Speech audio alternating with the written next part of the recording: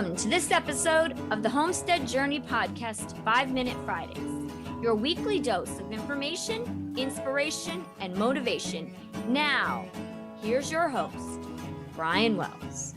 Thank you, Bonnie, and welcome everyone to another 5-Minute Friday. Today, as I was scrolling through Facebook and through some of the homesteading groups, I happened upon a post in a meat rabbits group that I'm a part of. Somebody had taken a picture of a liver with the gallbladder exposed and asked, what is that green thing in the middle of the liver? That happened to be the gallbladder.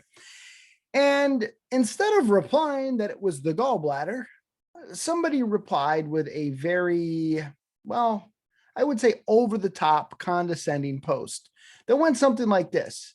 You need to learn some basic anatomy before you process animals. I replied back to that individual that they needed to learn how to social if they were going to utilize social media, and that I was awarding them jerk of the day.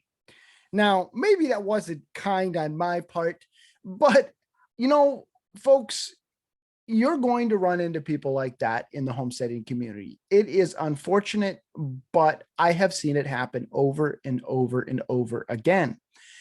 And your temptation may be to stop asking questions. And I want to challenge you to ignore knuckleheads like that and to keep asking questions so that you can further your knowledge. The other thing that I want to remind you is that it doesn't matter what you get involved in. You're always going to run into people like that. And so I don't want you to throw up your hands and walk away from homesteading. Again, remember, it doesn't matter what walk of life, there are jerks everywhere. I'm involved in a number of different pursuits.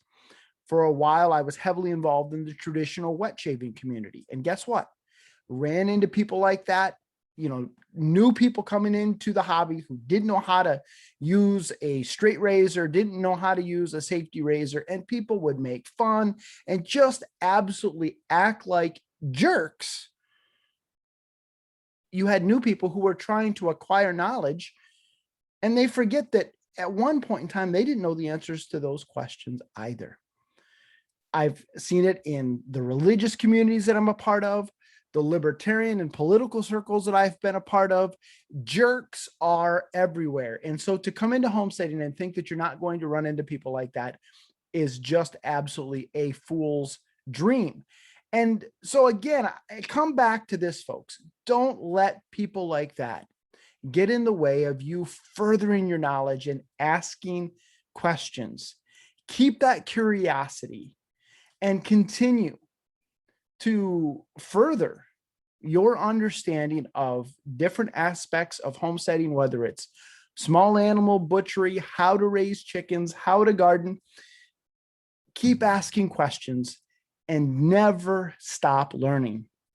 And I will put in a plug here. If you're struggling to find a community that is free of jerks, I would recommend that you check out the Supporting Listeners program, because in our group, no jerks are allowed. So check out support.thehomesteadjourney.net, and that will help you get connected with like-minded people that aren't jerks.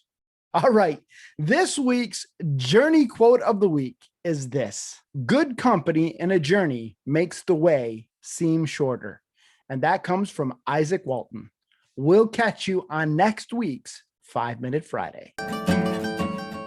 Brian can be reached by emailing him at brian@thehomesteadjourney.net or by contacting him via our social media accounts on Facebook, Instagram, or YouTube.